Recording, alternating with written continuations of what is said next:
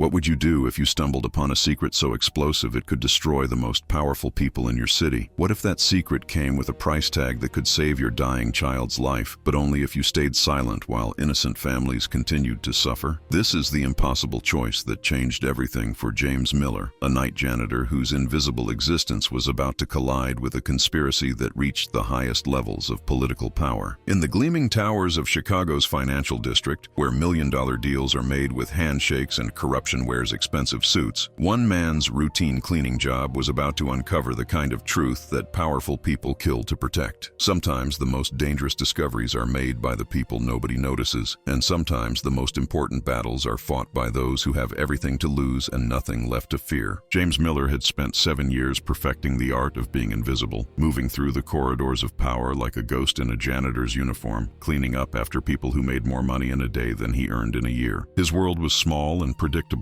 a squeaky cleaning cart, empty hallways at midnight, and the constant worry about his 8-year-old daughter's medical bills that grew larger every month. He was the kind of man that society overlooks, a working-class father doing honest work in a dishonest world, saving every penny for treatments that might give his little girl a chance at a normal life. But on one fateful night in March, while investigating a routine maintenance problem in a ventilation duct, James discovered something that would shatter his quiet existence forever. Hidden in the darkness of that duct was a briefcase containing documents that revealed a fraud so massive, so systematic, and so cruel that it defied belief. The invisible man was about to become the most visible target in Chicago, and the people responsible for destroying thousands of families were about to learn that sometimes the most dangerous enemy is the one you never saw coming. The briefcase contained more than just evidence of financial fraud. It held the documented destruction of American families, the systematic betrayal of military veterans, and the cold-blooded calculation of human suffering for profit. Senator Robert Sterling, beloved by the public as a champion of veterans' rights and affordable housing, was revealed to be the mastermind behind a charity foundation that existed solely to steal homes from the very people it claimed to help. The documents showed a decade-long operation that had displaced thousands of families, scattered children from their schools, and driven desperate veterans to suicide while Sterling and his associates counted their profits. But this wasn't just a story about political corruption. It was about the choice between personal survival and moral courage, between protecting your own family and standing up for families you've never met. James Miller, armed with nothing but a janitor's access card and a father's love, was about to go to war with some of the most powerful people in America. The question wasn't whether he could win. The question was whether he could survive long enough to fight. What happened next would test everything James believed about justice, sacrifice, and the price of doing what's right when the whole system is rigged against you. The powerful men behind this conspiracy had unlimited resources, political connections that reached into every level of government, and a willingness to destroy anyone who threatened their empire of stolen homes and broken dreams. They offered James more money than he'd ever imagined, enough to save his daughter's life and secure their future forever. But the price was his silence while other children suffered the fate his daughter had been spared. As the walls closed in around him and the threats escalated from financial ruin to physical danger, James would discover that sometimes the most important battles aren't fought in courtrooms or boardrooms, but in the quiet moments when ordinary people decide whether to look away from evil or stand up and fight back. This is the story of what happens when an invisible man refuses to stay hidden, when a father's love becomes stronger than fear, and when the truth finally gets its day in court. But be warned, this journey will take you to places where justice and corruption collide, where the powerful prey on the powerless, and where one man's courage becomes the catalyst for a reckoning that will shake the foundations of everything you thought you knew about how the world really works.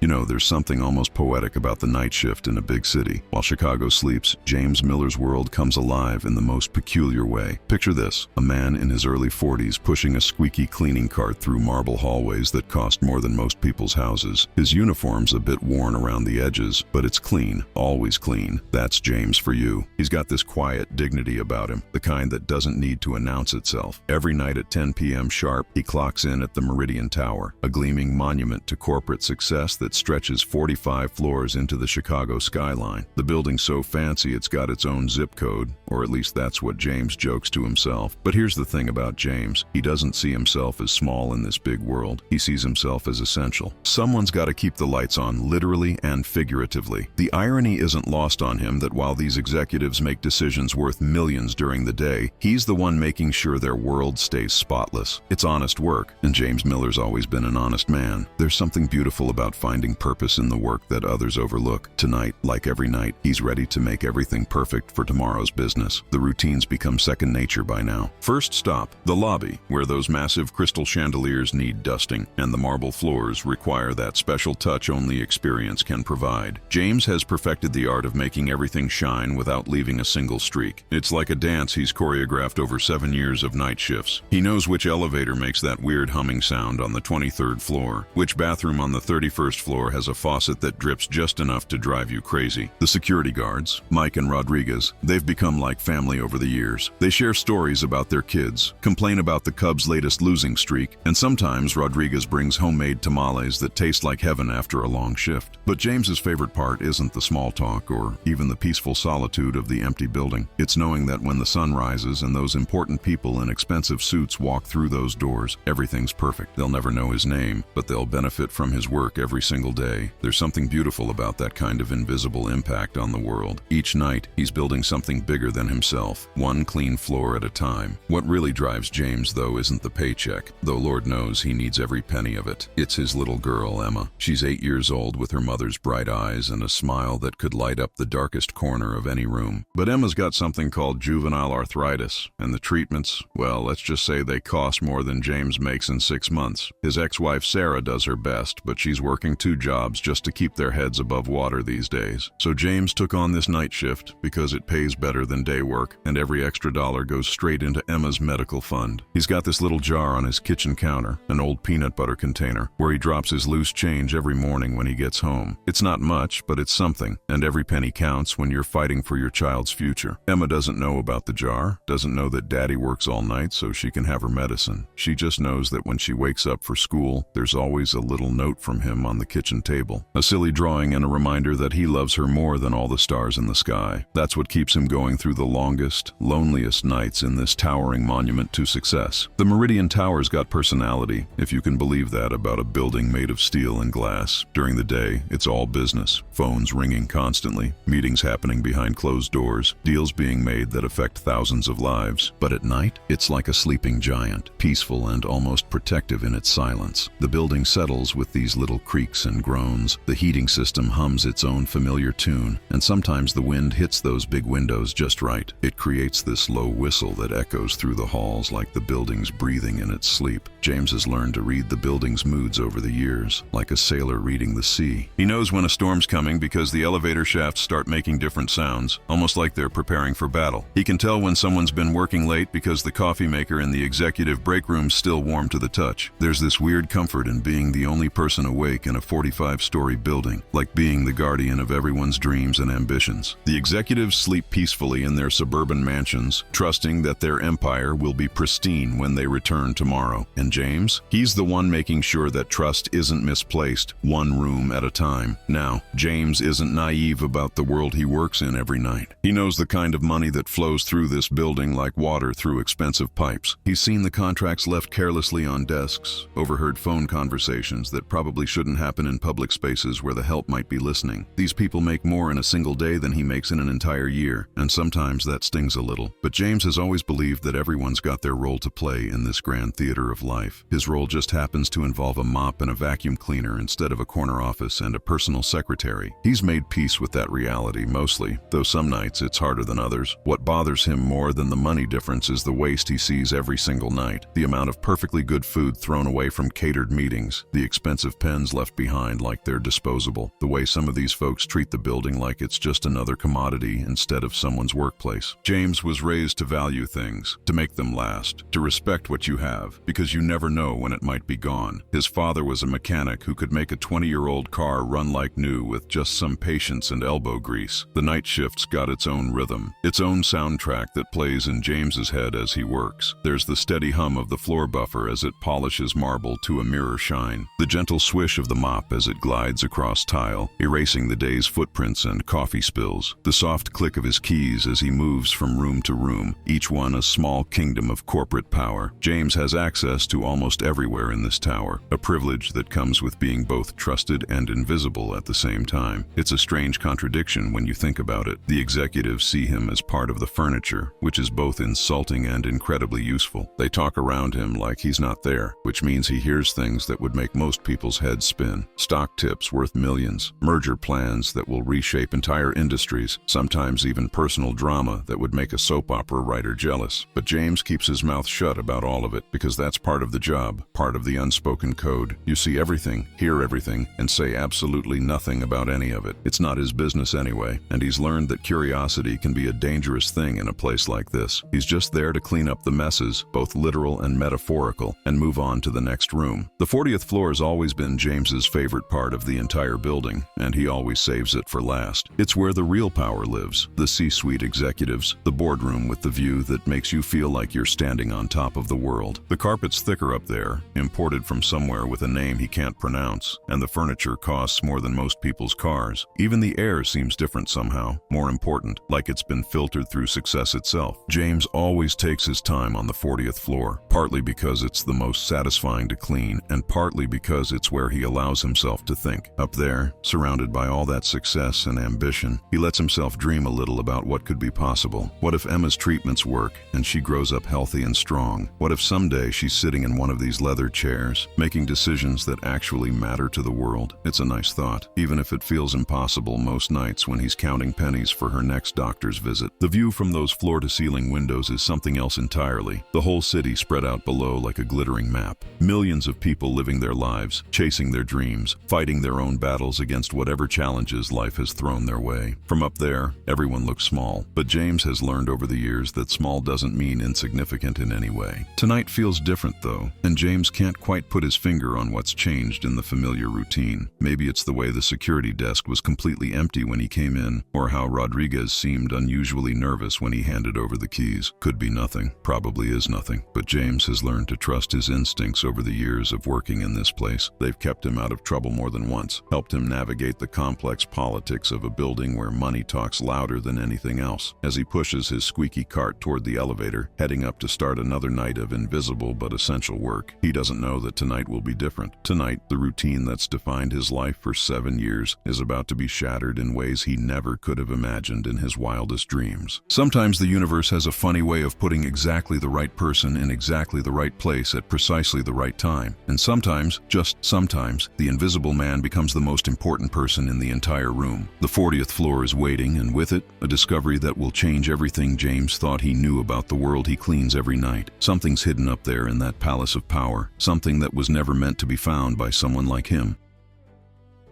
You know how sometimes life throws you a curveball when you least expect it? Well, that's exactly what happened to James on this particular Tuesday night in March. He'd been dealing with a maintenance complaint about the ventilation system on the 40th floor for weeks now. The air conditioning had been making this weird rattling noise that drove the executives crazy during their important meetings. Facilities management kept putting off the repair because it meant getting into the ductwork, and that's messy, expensive work that nobody wants to deal with. But tonight, James finally got the green light to investigate and see if he could spot the problem before they called in the specialists. Armed with his flashlight and a healthy dose of curiosity, he removed the vent cover in the main conference room, the one where all those million-dollar deals get made and handshakes change the course of entire companies. As he peered into the darkness of the duct, his flashlight beam caught something that definitely didn't belong in a ventilation system. There, wedged against the metal wall and held in place by what looked like an industrial-strength magnet, was a leather briefcase. Not just any briefcase.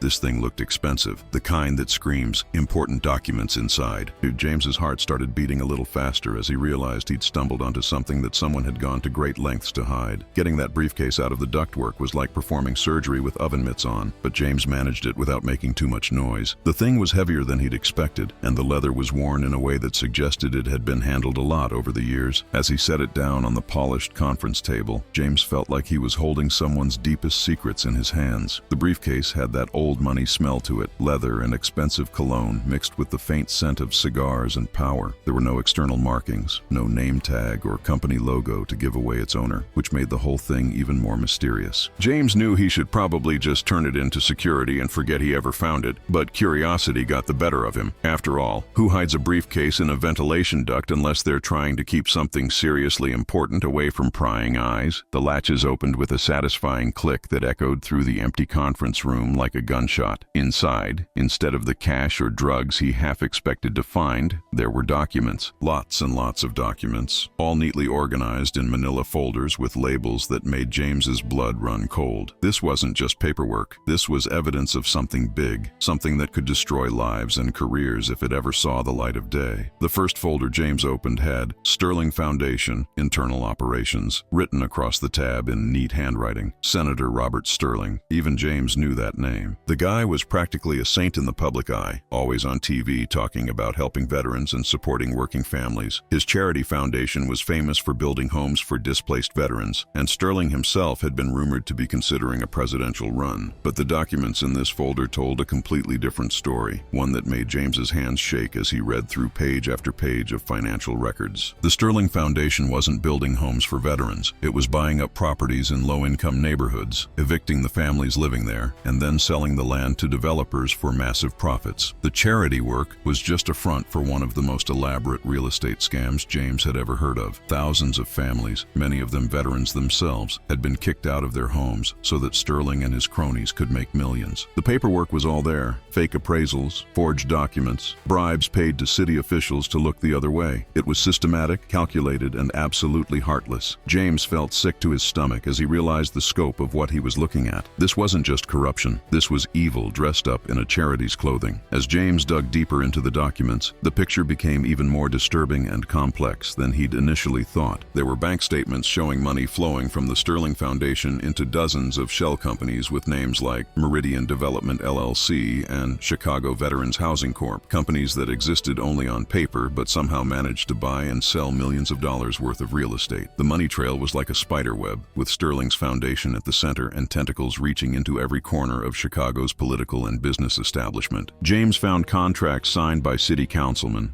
building inspectors, and even judges, all of them getting their cut of the profits from displaced families. There were photographs, too, showing Sterling at fancy dinners with developers and politicians, all of them smiling and shaking hands while families lost their homes. One particular photo made James's blood boil. Sterling cutting a ribbon at a new affordable housing development that, according to the documents, had displaced over 200 families to build luxury condos that none of those families could ever afford. The hypocrisy was staggering, and James couldn't believe that someone could be so publicly charitable while privately destroying the lives of the very people they claimed to help. This wasn't just fraud. It was a betrayal of trust on a scale that defied comprehension. The more James read, the more he realized that this conspiracy went far beyond just real estate fraud and political corruption. There were medical records in the briefcase, showing that some of the displaced families had children with serious health conditions who lost access to their doctors and treatments when they were forced to move. James thought about Emma and her arthritis treatments, and his heart broke for these families who'd been torn away from their support systems. There were suicide notes from veterans who couldn't handle losing their homes after already sacrificing so much for their country. There were school records showing children whose education was disrupted when their families were scattered to the wind. The human cost of Sterling's greed was documented in heartbreaking detail, and James had to stop reading several times to compose himself. These weren't just numbers on a balance sheet. These were real people whose lives had been destroyed so that rich men could get richer. The documents showed that Sterling's people had specifically targeted veteran families because they were less likely to have the resources to fight back in court. They'd preyed on the very people who'd served their country, using their vulnerability against them. James felt a rage building inside him that he'd never experienced before, a burning need to make sure these families got justice. What made the whole situation even more sinister was the level of planning and coordination involved in this massive fraud scheme. The documents showed that Sterling's operation had been running for over a decade, systematically targeting neighborhoods and families with military precision. They had researchers who identified which properties would be most profitable to flip, lawyers who specialized in finding legal loopholes to exploit, and even social workers who would identify families in vulnerable situations. It was like a machine designed to extract wealth from the poor and funnel it to the rich, all while maintaining the public facade of charity and compassion. James found meeting minutes from strategy sessions where Sterling and his associates discussed their victims like they were pieces on a chessboard, calculating exactly how much pressure to apply and when to move in for the kill. There were even training manuals for the people who carried out the evictions, teaching them how to manipulate families into signing away their rights without fully understanding what they were agreeing to. The cold, calculated nature of it all made James feel sick, but it also made him angry in a way that surprised him with its intensity. These people had turned human suffering into a business model, and they'd been getting away with it for years. As James sat in that conference room, surrounded by evidence of one of the biggest fraud schemes in Chicago's history, he started to piece together connections that made his head spin. The Meridian Tower, where he worked every night, wasn't just any office building. It was owned by one of Sterling's shell companies. James had been cleaning the offices of the very people who were destroying families like his own, polishing the floors where they planned their next moves in this elaborate game of human chess. The irony was almost too much to bear. He'd been working for the enemy without even knowing it, helping to maintain the facade of respectability that allowed these monsters to operate in plain sight. Some of the names on the documents were familiar too. Executives he'd seen coming and going, lawyers whose offices he'd cleaned, politicians whose faces he recognized from the news. They were all part of this web of corruption, all profiting from the misery of working families while presenting themselves as pillars of the community. James realized that he wasn't just holding evidence of a crime, he was holding the key to exposing an entire network of powerful people who thought they were untouchable. The weight of that responsibility was almost overwhelming, but so was the opportunity to finally give these families the justice they deserved. But as James carefully placed the documents back in the briefcase, his hands trembling with a mixture of excitement and fear, he couldn't shake the feeling that he was being watched. The conference room suddenly felt too quiet, too empty, and every shadow seemed to hide potential danger. He'd found something that powerful people had gone to great lengths to keep hidden, and he knew that made him a target. The smart thing would be to put the briefcase back where he found it and pretend he'd never seen it, to go back to his simple life of cleaning floors and saving pennies for Emma's treatment. But James also knew that he couldn't live with himself if he walked away from this, if he let these families continue to suffer while he stayed silent. As he looked around the conference room one last time, taking in the expensive artwork and the view of the city lights below,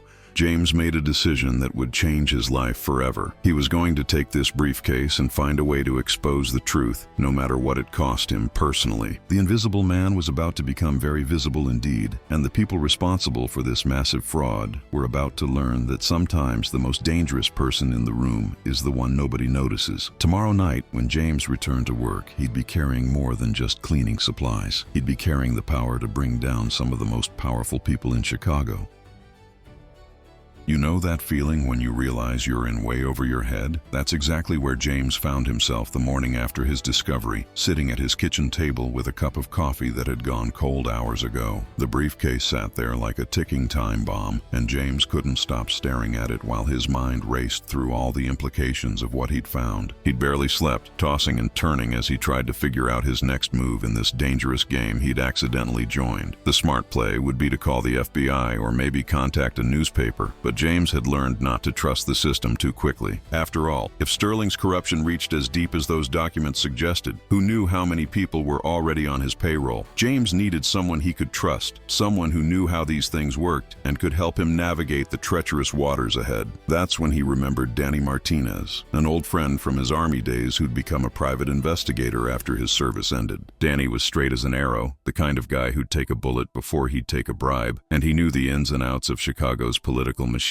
better than almost anyone. If anyone could help James figure out how to expose this corruption safely, it would be Danny. But first, James had to get through another day of pretending everything was normal, another day of being invisible while carrying the weight of this explosive secret. The problem with carrying a secret this big is that it changes everything about how you see the world around you, and James was learning that lesson the hard way. As he walked to the corner store to grab some groceries, he couldn't shake the feeling that every black sedan that passed by was watching him. Every person who made eye contact seemed suspicious. Every phone call felt like it might be monitored, and every shadow looked like it might be hiding someone dangerous. James had never been paranoid before. Hell, he'd always been the guy who left his front door unlocked and trusted everyone until they gave him a reason not to. But now he was seeing conspiracies everywhere, wondering if the guy behind the counter at the grocery store was asking too many questions, if the woman at the bus stop was really waiting for the bus or watching him. It was exhausting, this constant state of hypervigilance, but James knew he couldn't afford afford to let his guard down. He'd stumbled onto something that could destroy powerful people, and history was full of examples of what happened to regular folks who threatened the wrong interests. The documents in that briefcase weren't just evidence of fraud. They were his death warrant if the wrong people found out he had them. Every step he took felt like he was walking through a minefield, and one wrong move could blow up everything he cared about. When James finally met up with Danny at a small diner on the south side of town, he could tell immediately that his old friend sensed something was seriously wrong. Danny had always been good at reading people. It's what made him such an effective investigator, and James's nervous energy was probably radiating off him like heat from a furnace. They ordered coffee and made small talk for a few minutes, but Danny cut through the pleasantries with the directness that James remembered from their military days. "All right, Jimmy, what's eating you? You look like you've seen a ghost and you're checking the door every 30 seconds like you're expecting trouble." James took a deep breath and started telling Danny about the briefcase, about Sterling and the fraud scheme, about the families who'd been destroyed for profit. As he talked, he watched Danny's expression change from curiosity to concern to outright alarm, and James knew his friend understood the magnitude of what they were dealing with. Danny listened without interrupting, occasionally asking clarifying questions or making notes on a napkin, but mostly just absorbing the incredible story that James was laying out. When James finished, Danny sat back in his chair and whistled low under his breath. "Jesus, Jimmy, you've really stepped in it this time. This isn't just corruption. This is organized crime with a political face. These people don't just ruin careers when they're threatened. They ruin lives." The weight of Danny's words settled over James like a heavy blanket, and he realized that his life had just become infinitely more complicated and dangerous. Danny's advice was both reassuring and terrifying at the same time, delivered with the kind of brutal honesty that only comes from true friendship. "Look, Jimmy, what you found could bring down some of the most powerful people in the city, maybe even the state, but that also means they'll do whatever it takes to protect themselves, and whatever it takes includes things you don't want to think about." Danny explained that Sterling's operation was too sophisticated to be the work of amateurs. These people had been planning and executing this fraud for over a decade, which meant they had contingency plans for situations exactly like this one. They'd have lawyers ready to discredit any accusations, investigators ready to dig up dirt on anyone who threatened them, and probably worse options if the legal route didn't work. "The good news," Danny continued, "is that you've got solid evidence. The bad news is that evidence doesn't mean much if you're not alive to present it." He suggested that James make copies of everything and hide them in multiple locations, then find a way to get the story to multiple news outlets simultaneously, so that killing the messenger wouldn't kill the message. But even as Danny laid out the strategy, James could see the worry in his friend's eyes. This wasn't just about exposing corruption anymore. This was about survival, and the odds weren't exactly in their favor. Danny promised to help however he could, but he also made it clear that James needed to be prepared for his life to change in ways he couldn't imagine. The first sign that James was already on their radar came that very afternoon, and it hit him like a punch to the gut when he least expected it. He was walking back to his apartment from the diner, taking a roundabout route that Danny had suggested to see if anyone was following him, when he noticed the black SUV parked across from his building. It wasn't unusual to see expensive cars in his neighborhood. Drug dealers and their customers came through all the time. But something about this one felt different. The windows were tinted too dark to see inside, and it had been sitting there for over an hour without anyone getting in or out. James circled the block twice, and the SUV was still there, like a predator waiting for its prey to make a mistake. When he finally worked up the courage to approach his building, he noticed something that made his blood run cold. There were fresh scratches around his apartment door's lock, the kind that come from someone trying to pick it. James's hands shook as he unlocked his door, and his worst fears were confirmed when he stepped inside. Someone had been through his apartment, and they'd been careful about it, but not careful enough. His bills were stacked differently on the kitchen counter, his couch cushions were slightly out of place, and his bedroom closet had been searched with professional thoroughness. They hadn't taken anything, probably because they hadn't found what they were looking for, but the message was clear. "We know who you are, we know where you live, and we can get to you anytime we want." James felt violated and terrified in equal measure, but underneath those emotions was something else: anger. These people had invaded his home, threatened his safety, and probably put Emma in danger too. The paranoia that had been building all day reached a fever pitch when James realized that his phone had been acting strangely ever since his meeting with Danny at the diner. Calls were taking longer to connect. There were weird clicking sounds during conversations, and sometimes he could swear he heard faint voices in the background when he was supposedly on hold. James wasn't a tech expert, but he'd watched enough movies to know what a tapped phone sounded like, and this was definitely it. The realization that they were listening to his conversations made him feel sick and angry at the same time. How long had they been monitoring him? Did they know about Emma, about his ex-wife Sarah, about about everyone he cared about. The thought of these corrupt bastards invading his privacy and potentially threatening his family made James's hands clench into fists. He wanted to smash the phone against the wall, but Danny had warned him not to change his behavior too dramatically or they'd know he was onto them. Instead, James forced himself to act normal while his mind raced through all the implications of being under surveillance. Every conversation he'd had in the past 24 hours was probably recorded, every text message read, every movement tracked. The invisible man had become very visible indeed, and now he was trapped in a spotlight he'd never wanted. But James was learning that sometimes being trapped is just another word for having nothing left to lose. As the day wore on, the signs of surveillance became more obvious and more threatening, like someone was deliberately letting him know he was being watched. The black SUV followed him when he went to pick up groceries, staying exactly 3 cars back, but never bothering to hide its presence. When he stopped at a red light, James could see the driver in his rearview mirror, a man in sunglasses who looked like he'd stepped out of a government thriller movie. At the grocery store, there was a woman in a business suit who seemed to be shopping for nothing in particular, just walking the aisles and occasionally speaking into a Bluetooth earpiece. She followed him from produce to dairy to the checkout line, always maintaining the same distance, always pretending to be interested in something else. James felt like he was living in a nightmare where everyone around him was an actor in a play he didn't understand. The cashier asked too many questions about his day. The security guard paid too much attention to his movements, and even the homeless guy outside seemed to be watching him with unusual interest. By the time James made it back to his apartment, he was jumping at shadows and questioning everything he thought he knew about his quiet, predictable life. The briefcase full of evidence was still hidden in his bedroom closet, but James was starting to wonder if keeping it was worth the price he was apparently going to have to pay. These people were sending him a message, and the message was clear: give us back what you took, or things are going to get much worse for you and everyone you care about. The final straw came that evening when James tried to call his ex-wife Sarah to check on Emma, and the conversation took a turn that made his blood freeze in his veins. Sarah sounded nervous from the moment she answered the phone, her voice tight with an anxiety that James had never heard before. "James, some men came by the house today asking questions about you," she said, and James could hear Emma playing in the background, blissfully unaware of the danger that was closing in around their family. "They said they were from your company, something about a security clearance update, but they were asking weird questions, like about your habits, your friends, whether you'd been acting differently lately." Sarah's voice dropped to a whisper, and James knew she was trying not to scare Emma. "James, I don't know what you've gotten yourself into, but these guys didn't feel right. They were too polished, too professional, and they knew things about us that your company shouldn't know. They knew about Emma's condition, about my work schedule, about things that felt way too personal." James felt the world spinning around him as he realized that his worst fears were coming true. By finding that briefcase, he hadn't just put himself in danger, he'd put his daughter and ex-wife in the crosshairs of people who clearly had no limits to what they'd do to protect their secrets. The invisible man had become visible, but now he was wishing more than anything that he could disappear again. The problem was, it was too late for that now. The game had begun, and James was going to have to play it whether he wanted to or not.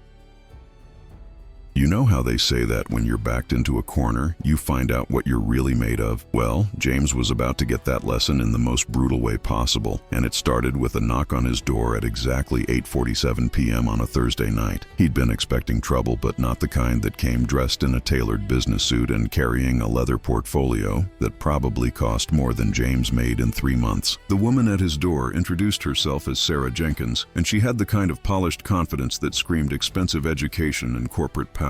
She wasn't threatening in an obvious way, no bulging muscles or visible weapons, but there was something in her eyes that made James's skin crawl. "Mr. Miller, I represent certain interests that believe you may have come into possession of some materials that don't belong to you," she said with a smile that never reached her eyes. James's first instinct was to slam the door and call the police, but something about her demeanor made him pause. This wasn't a shakedown or a threat, at least not yet. This was business, and Sarah Jenkins was clearly a professional who knew exactly how to handle situations like this. "May I come in? I think you'll find what I have to say very interesting, especially considering your daughter's medical situation." The mention of Emma made James's blood run cold, but he stepped aside and let her in, knowing that running would only make things worse. Sometimes you have to face the devil to understand what you're really fighting against. Sarah Jenkins moved through James's modest apartment like she was conducting an inspection, taking in every detail with the practiced eye of someone who made a living reading people and situations. She sat down on his worn couch without being invited uninvited, crossed her legs with corporate precision, and opened her portfolio like she was about to present a business proposal, which James realized with growing dread was exactly what this was. "Mr. Miller, let me be direct with you because I respect your intelligence and your situation," she began, her voice carrying the kind of authority that came from years of closing deals and manipulating outcomes. "You've stumbled onto some information that certain people would prefer to keep private. Now, we could handle this the traditional way. Legal challenges, character assassination, making your life very difficult, but that seems unnecessarily messy for everyone involved." She paused to let that sink in, watching James's face for any reaction. "Instead, I'm here to offer you an opportunity that could solve all of your problems and give your daughter the future she deserves." Sarah reached into her portfolio and pulled out a check that made James's eyes widen despite himself. The number was more money than he'd ever seen in one place, enough to pay for Emma's treatments for the rest of her life and still have enough left over to buy a house, maybe even send Emma to college someday. "All you have to do is return the materials you found and sign a simple non-disclosure agreement. Think of it as a finder's fee for returning lost property." The check sat on James's coffee table like a loaded gun, and he couldn't stop staring at the number written in elegant script across its face. $2 million.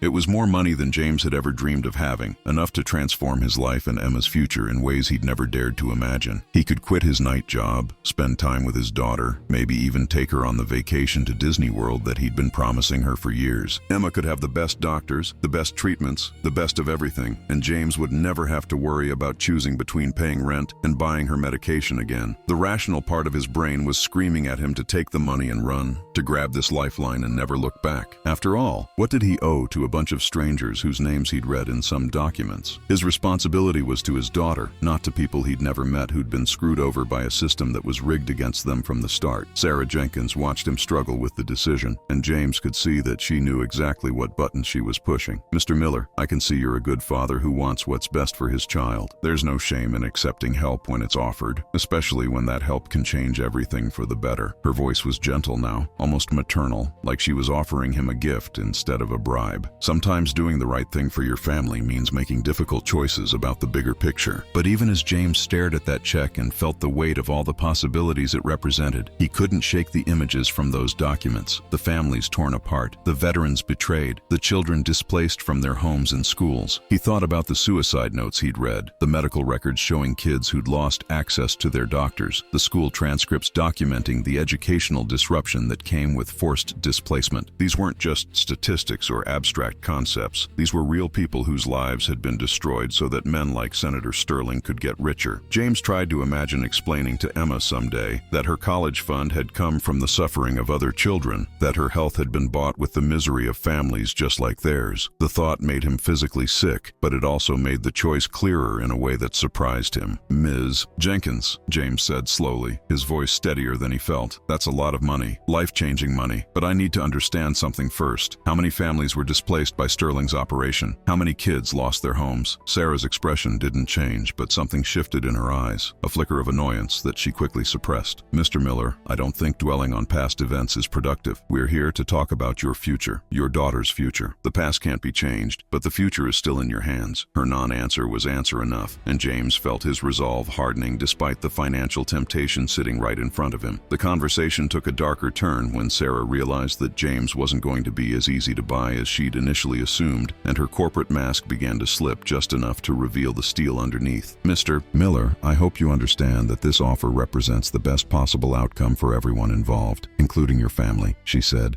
and there was something in her tone that made the words sound less like a suggestion and more like a warning. "The people I represent have invested a great deal of time and resources in their various projects, and they're not in the habit of letting obstacles stand in their way for very long." She leaned forward slightly, and James could smell her expensive perfume mixed with something that might have been fear or might have been excitement. "Your daughter is a beautiful little girl, Mr. Miller, 8 years old, attends Lincoln Elementary, loves to draw pictures of unicorns. She's got such a bright future ahead of her, assuming she continues to receive the medical care she needs." The threat was subtle but unmistakable, and James felt his hands clench into fists as the protective instincts that every parent knows came roaring to life. "Are you threatening my daughter?" he asked, his voice low and dangerous in a way that surprised them both. Sarah's smile never wavered, but her eyes went cold as winter. "I'm simply observing that life is unpredictable, Mr. Miller. Accidents happen, insurance claims get denied, medical records get lost. It would be such a shame if any of those unfortunate events affected affected someone as innocent as Emma. The mention of his daughter's name in connection with veiled threats pushed James past his breaking point, and he stood up so fast that Sarah actually flinched backward on the couch. "Get out," he said, his voice shaking with rage. "Get out of my house right now before I do something we'll both regret." But Sarah Jenkins wasn't finished with her presentation, and she had one more card to play that she knew would hit James where it hurt the most. "Mr. Miller, please sit down. There's something else you need to know, something that might change your perspective on this entire situation." She reached into her portfolio again and pulled out a photograph that made James's blood turn to ice water in his veins. It was a picture of his supervisor at the Meridian Tower, the man who'd hired James 7 years ago and had always treated him fairly. But in this photo, the supervisor was shaking hands with Senator Sterling at what looked like an expensive restaurant, and there was an envelope changing hands between them. "Your supervisor has been reporting on your activities for quite some time, Mr. Miller. Every room you clean, every document you might have seen, every conversation you might have overheard. Did you really think it was a coincidence that you were given access to the 40th floor? That briefcase was supposed to be moved months ago, but certain people wanted to see what would happen if it was discovered by someone like you." The revelation hit James like a physical blow, and he sank back into his chair as the implications washed over him. He'd been set up from the beginning, manipulated into finding those documents as part of some larger game he didn't understand. Sarah Jenkins watched James process this new information with the satisfaction of someone who just played a winning hand in a high-stakes poker game. "You see, Mr. Miller, you were never really invisible. You were always being watched, always being evaluated, always being tested. The question now is whether you're going to pass the final test or whether you're going to make things unnecessarily difficult for everyone involved." She stood up and smoothed down her skirt, preparing to leave, but not before delivering her final ultimatum. "You have 24 hours to make your decision, Mr. Miller. Return the materials, sign the agreement, take the money, and everyone goes home happy. Your daughter gets her treatments, you get financial security, and some very powerful people get to continue their work without interference." She paused at the door and turned back to face him one last time. "But if you choose to be difficult, if you decide to play the hero, then I can't guarantee what might happen next. These people have been playing this game a lot longer than you have, and they're very good at making problems disappear. Sometimes the problems are documents, sometimes they're witnesses, and sometimes they're entire families who just seem to vanish without a trace." The threat hung in the air like poison gas, and James felt the walls of his small apartment closing in around him. 24 hours, Mr. Miller. Choose wisely. And with that, Sarah Jenkins walked out of his life, leaving behind only the check, the photograph, and the terrible weight of an impossible decision. As James sat alone in his apartment after Sarah Jenkins left, staring at the check that represented everything he'd ever wanted for Emma and everything he'd ever feared about himself, he realized that this moment would define who he really was as a man and as a father. The easy choice was right there in front of him. Take the money, sign the papers, and let someone else worry about justice and corruption and all those abstract concepts that didn't put food on the table or pay for medical treatments. He could rationalize it a dozen different ways. He was just one man against a system that was too big and too powerful to fight. His first responsibility was to his daughter, not to strangers. The damage was already done, and his silence wouldn't make it worse. But even as James tried to convince himself that taking the money was the smart choice, he couldn't escape the feeling that he'd be selling more than just his silence. He'd be selling his soul. Emma deserved better than a father who could be bought, even if the price was her own health and future. She deserved a father who stood up for what was right, even when it was hard, even when it was dangerous, even when it cost everything. As James picked up the check and held it up to the light, watching the numbers shimmer like a mirage, he made a decision that would change his life forever. Some things were more important than money, and some fights were worth having, even if you couldn't win them. The invisible man was about to become very visible indeed, and the people who thought they could buy his silence were about to learn that some things simply weren't for sale.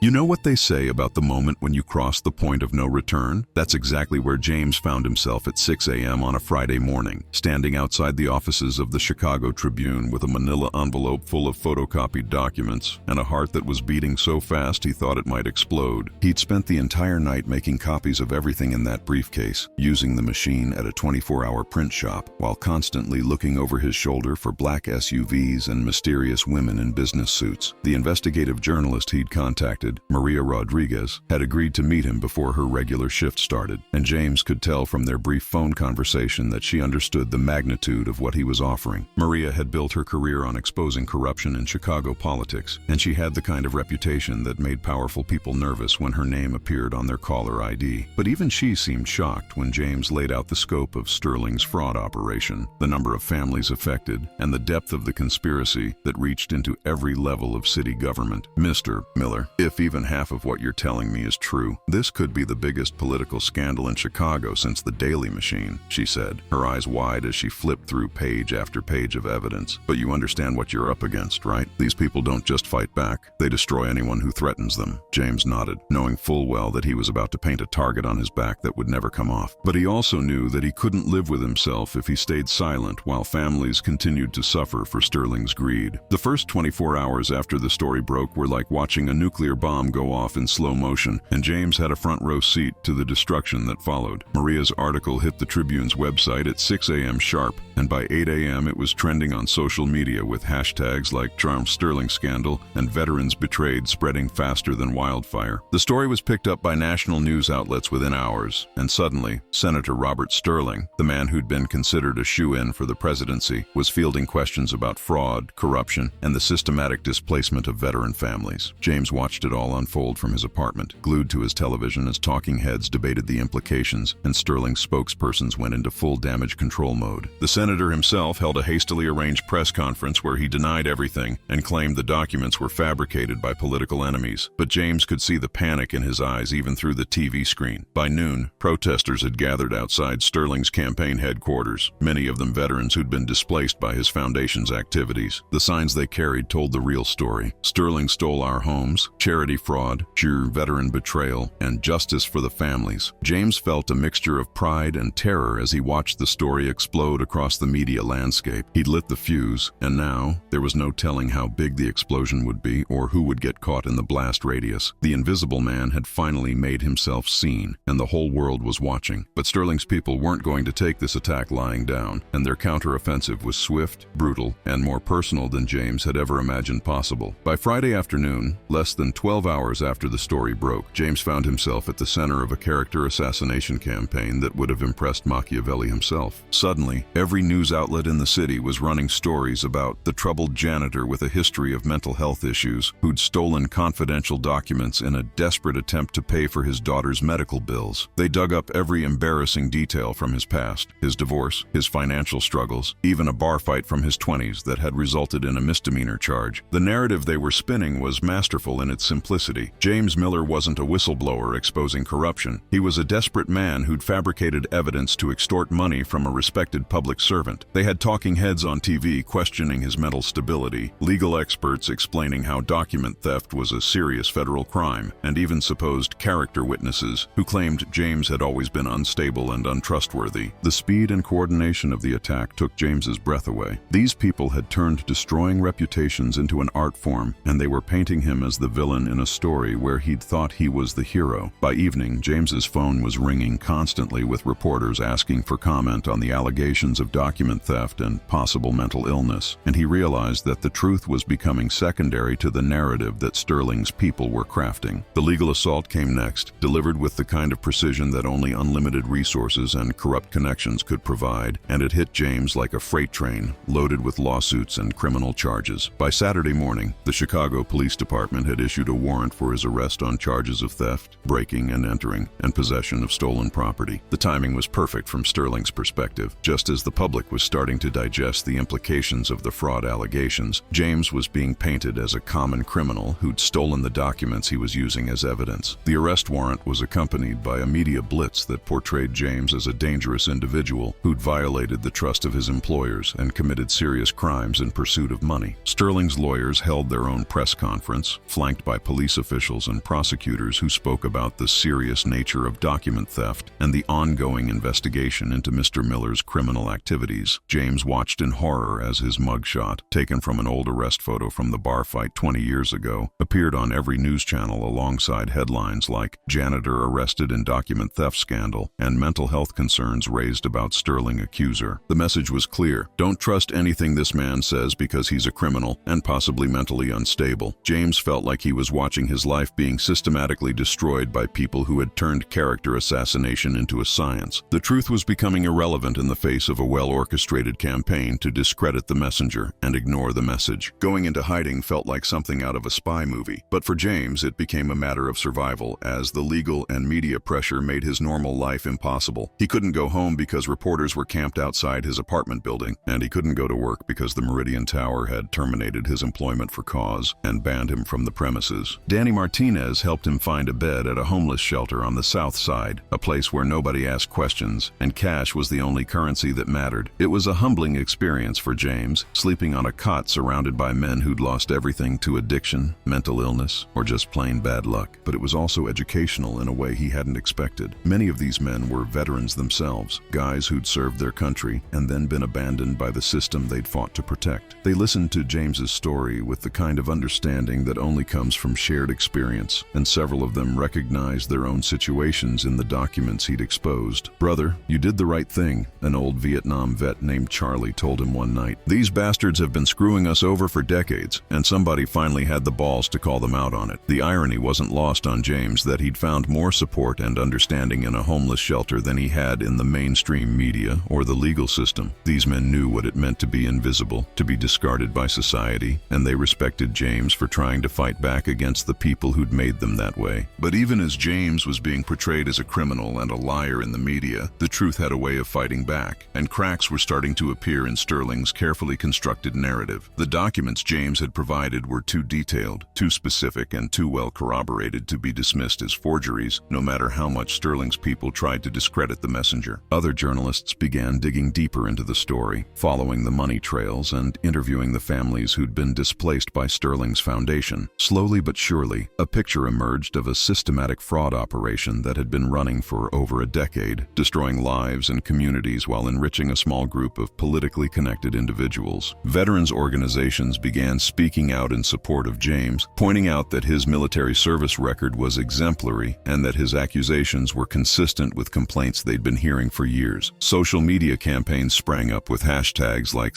Justice for James and Jack Veteran Truth Teller, and protesters began gathering outside courthouses and government buildings demanding a real investigation into Sterling's activities. The narrative was shifting, slowly but perceptibly, from crazy janitor steals documents to whistleblower exposes massive fraud. James watched this development from his cot in the homeless shelter, feeling a mixture of hope and terror as he realized that his sacrifice might actually mean something. The invisible man had become visible, and now the whole world was watching to see whether truth and justice could triumph over money and power. The turning point came when a group of displaced veterans decided to take matters into their own hands, forming an informal protection detail around James that the media couldn't ignore or dismiss. These weren't political activists or professional protesters. These were men and women who'd served their country with honor and then been betrayed by the very system they'd fought to defend. They'd lost their homes to Sterling's fraud, watched their families scattered to the wind, and seen their children's futures destroyed by the greed of people who'd never sacrificed anything for their country. When they learned that James Miller, the man who'd exposed the truth about their suffering, was hiding in a homeless shelter while facing trumped-up criminal charges, they decided enough was enough. Led by a former Marine sergeant named Rodriguez, no relation to the journalist, they organized shifts to watch over James, making sure he was safe and that his story continued to be heard. They held press conferences outside the shelter, telling their own stories of displacement and betrayal, connecting their experiences to the documents James had revealed. The sight of uniformed veterans standing guard over a homeless shelter while demanding justice for the man who'd exposed their suffering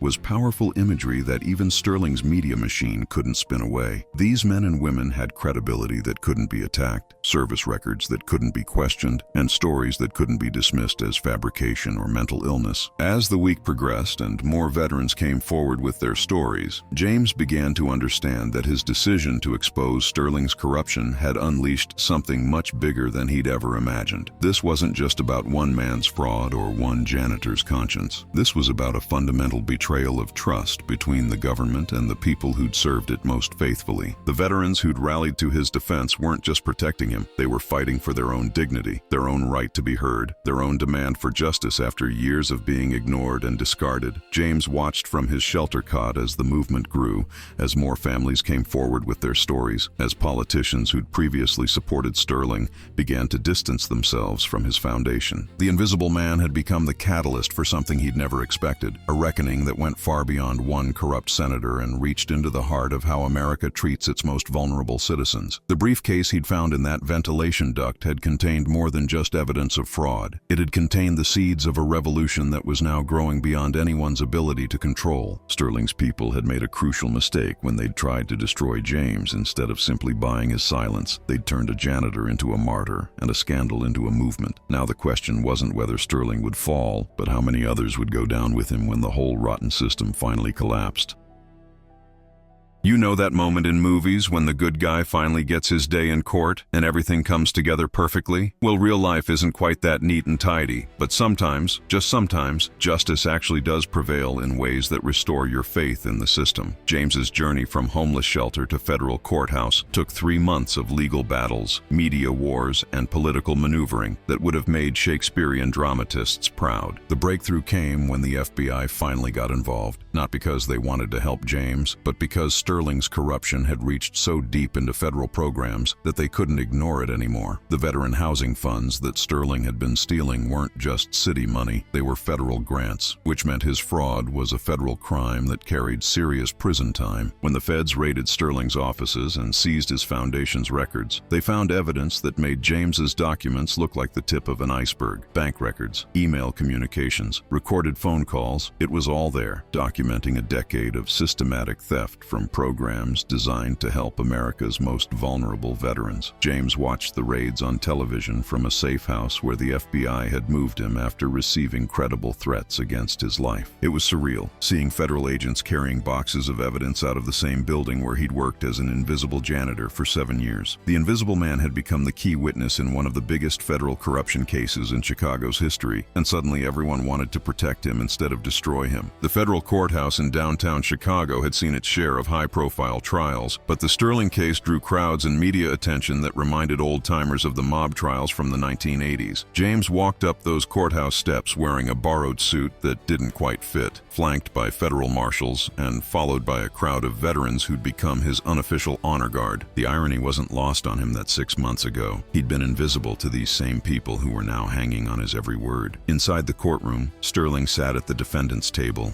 looking like a man who'd aged 10 years in 6 months, his political career in ruins and his freedom hanging in the balance. The prosecution team, led by Assistant U.S. Attorney Jennifer Walsh, had built their case around James's testimony and the documents he'd discovered, but they'd also uncovered so much additional evidence that the trial became less about proving Sterling's guilt and more about documenting the full scope of his crimes. James spent 2 days on the witness stand, walking the jury through his discovery of the briefcase, his decision to expose the truth, and the retaliation that had followed. His voice was steady as he described the families he'd never met, but whose suffering had motivated him to risk everything. The defense tried to paint him as an unstable criminal seeking revenge, but their attacks fell flat in the face of overwhelming evidence and James's quiet dignity. When the prosecutor asked him why he'd chosen to expose the corruption instead of taking the money he'd been offered, James looked directly at Sterling and said, "Because my daughter deserves to live in a world where doing the right thing matters more than making money." The trial revealed the full scope of Sterling's operation in ways that shocked even the prosecutors who'd been building the case for months. It wasn't just real estate fraud. It was a comprehensive criminal enterprise that had corrupted city inspectors, bribed federal officials, and systematically targeted the most vulnerable families in Chicago. The testimony painted a picture of calculated cruelty that went beyond simple greed and entered the realm of sociopathy. Witnesses described families being evicted in the middle of winter, children being forced to change schools multiple times as their families were shuffled from one temporary housing situation to another, and veterans with PTSD being deliberately targeted because their mental health issues made them less likely to fight back effectively. One particularly damning piece of evidence was a recording of Sterling laughing about a family that had been evicted just before Christmas, joking that they'd have to find another way to afford presents for their kids. The jury listened in stunned silence as the prosecution played hour after hour of recorded conversations that revealed Sterling and his associates discussing their victims like they were pieces on a chessboard. James watched from the witness gallery as the full horror of what he'd uncovered was laid bare for the world to see. These weren't just financial crimes, they were crimes against humanity, committed by people who'd sworn to serve the public but had instead preyed upon the most vulnerable members of society. The briefcase he'd found in that ventilation duct had contained evidence of evil on a scale that still took his breath away. The defense's strategy was as predictable as it was desperate, focusing on attacking James's credibility and portraying Sterling as the victim of a vindictive employee seeking revenge. Sterling's lawyers painted him as a dedicated public servant who devoted his life to helping veterans, suggesting that any irregularities in his foundation's operations were the result of subordinates acting without his knowledge. They brought in character witnesses who testified about Sterling's charitable work and his dedication to public service, trying to create reasonable doubt about his direct involvement in the fraud. But their case fell apart when the prosecution presented evidence that Sterling had personally signed off on many of the fraudulent transactions and had been intimately involved in planning the displacement operations. Email records showed him micromanaging every aspect of the scheme, from selecting target properties to coordinating with corrupt officials to ensure the evictions went smoothly. Phone recordings captured him discussing specific families by name, calculating how much profit could be extracted from their displacement, and even joking about the psychological pressure tactics used to force people out of their homes. The defense's attempts to discredit James also backfired spectacularly when several veterans testified about how his exposure of the corruption had finally given them hope for justice after years of being ignored by the system. By the time closing arguments began, it was clear that Sterling's fate was sealed, but the trial had become about more than just one man's crimes. It had become a referendum on whether the system could hold powerful people accountable for their actions. The jury deliberated for less than 4 hours before returning with guilty verdicts on all counts, and the courtroom erupted in cheers from the veterans and family members who'd been following the trial. James felt a mixture of relief and exhaustion as the judge read the verdict, knowing that his decision to speak up had finally been vindicated, but also understanding that the real work of rebuilding these families' lives was just beginning. Sterling's sentencing hearing 2 months later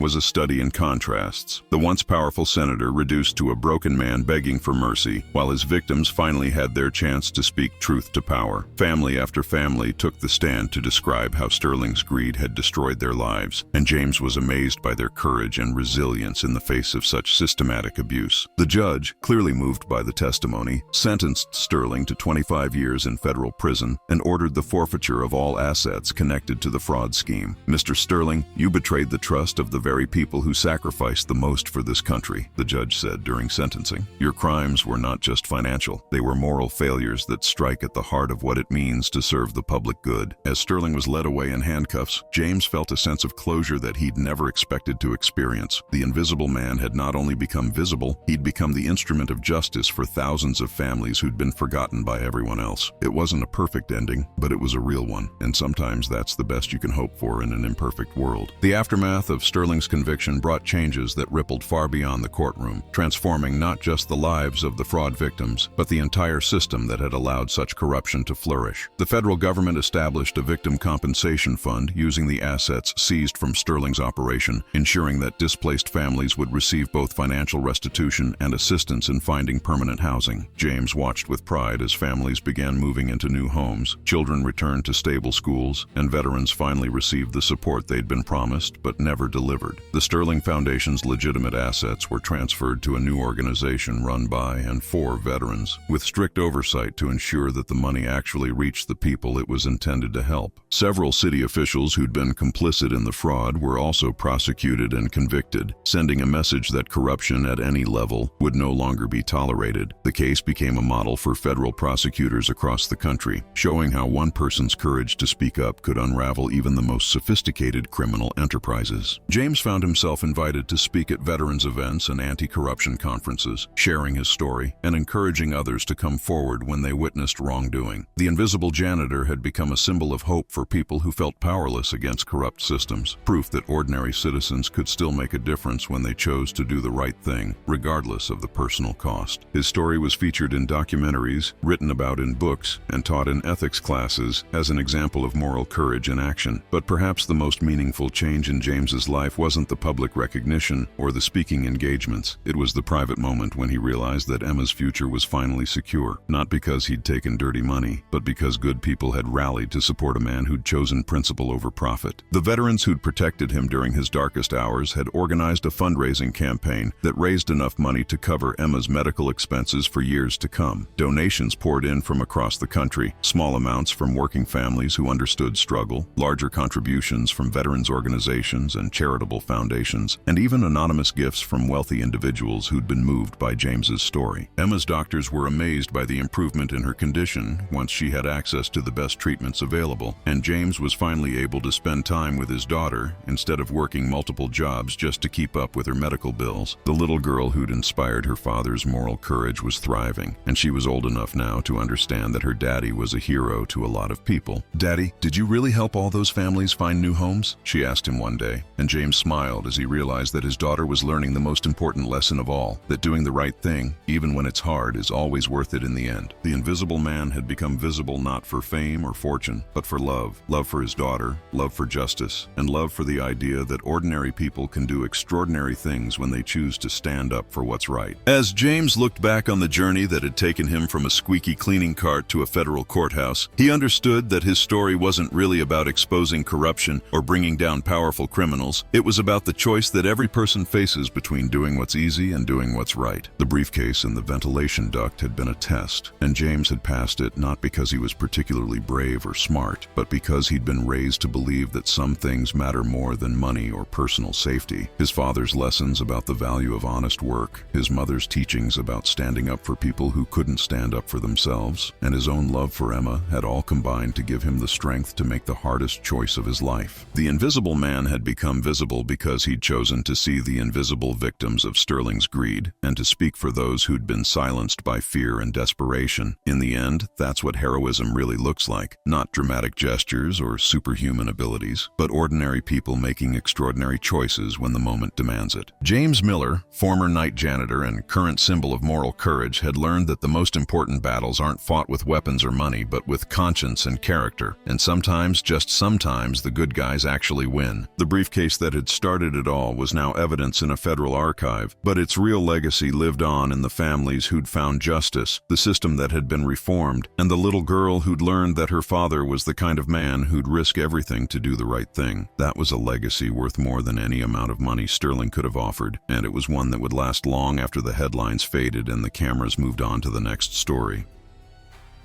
James Miller's journey from invisible janitor to unlikely hero proves that courage isn't about the size of your bank account or the power of your connections. It's about the strength of your character when everything is on the line. In a world where corruption often wins because good people choose to look the other way, James made the hardest choice a parent can make. He chose justice over his daughter's immediate needs, truth over financial security, and the welfare of strangers over his own safety. His story reminds us that the most important battles aren't fought by politicians or celebrities, but by ordinary people who refuse to accept that this is just how things work. The briefcase hidden in that ventilation duct wasn't just evidence of fraud. It was a test of moral character that James passed with flying colors, proving that sometimes the most powerful weapon against corruption is simply refusing to be silent when you witness evil. The transformation of James Miller from society's invisible man to a symbol of moral courage shows us that heroism doesn't require superpowers or special training. It requires the willingness to do what's right, even when it costs you everything. His decision to expose Sterling's corruption didn't just bring down one corrupt politician. It sparked a movement that reformed how veteran housing programs operate, created new oversight mechanisms to prevent future fraud, and gave hope to thousands of families who had been forgotten by the system. The ripple effects of his courage continue to this day, inspiring other whistleblowers to come forward and reminding us all that individual actions can create massive change when they're motivated by love and guided by principle. James proved that you don't have to be rich or powerful to make a difference. You just have to be willing to stand up for what's right, regardless of the personal cost. But perhaps the most powerful lesson from James's story is that doing the right thing doesn't always lead to immediate rewards, and sometimes the cost of integrity is higher than we ever imagined we could pay. James lost his job, his reputation, his safety, and nearly his freedom in pursuit of justice for families he'd never met. He spent months hiding in homeless shelters, facing criminal charges, and watching his character get get assassinated in the media, while powerful people tried to destroy him for telling the truth. Yet in the end, his sacrifice wasn't in vain, not just because Sterling was convicted and the victims received justice, but because James's daughter got to see her father choose principle over profit, courage over comfort, and love for humanity over love for money. Emma Miller will grow up knowing that her father was the kind of man who risked everything to protect people who couldn't protect themselves, and that's a legacy worth more than any amount of money Sterling could have offered. The story of the hidden briefcase also reveals uncomfortable truths about how power really works in our society, and how the wealthy and connected often prey on the vulnerable while hiding behind facades of charity and public service. Sterling's operation wasn't an anomaly, it was a symptom of a system that allows those with resources and connections to exploit those without them, confident that their victims lack the power to fight back effectively. James's courage didn't just expose one man's crimes, it pulled back the curtain on a whole network of corruption that had been operating in plain sight for years. His story reminds us that we all have a responsibility to pay attention to what's happening around us, to question authority when something doesn't feel right, and to speak up for those who can't speak for themselves. The invisible people in our society, the janitors, the service workers, the struggling families, often see things that the powerful hope will never come to light. This story shows us that what's hidden in the shadows always finds a way into the light, and that truth, no matter how painful or inconvenient, is what ultimately sets us free. If James Miller's journey from invisible janitor to unlikely hero resonates with you, if it reminds you of someone in your own life who needs to hear this message about courage and integrity, then share this story with them. Sometimes the right message arrives at exactly the right moment, and sometimes one person's courage can inspire another person to find their own strength. Hit that like button if you believe that ordinary people can do extraordinary things when they choose to stand up for what's right. Subscribe to our channel for more stories that prove heroes come in all shapes and sizes. And remember that you don't have to be invisible just because the world tries to overlook you. Your voice matters, your choices matter, and sometimes the most important thing you can do is refuse to stay silent when you witness injustice. The world needs more people like James Miller, people who choose love over fear, truth over comfort, and justice over personal gain.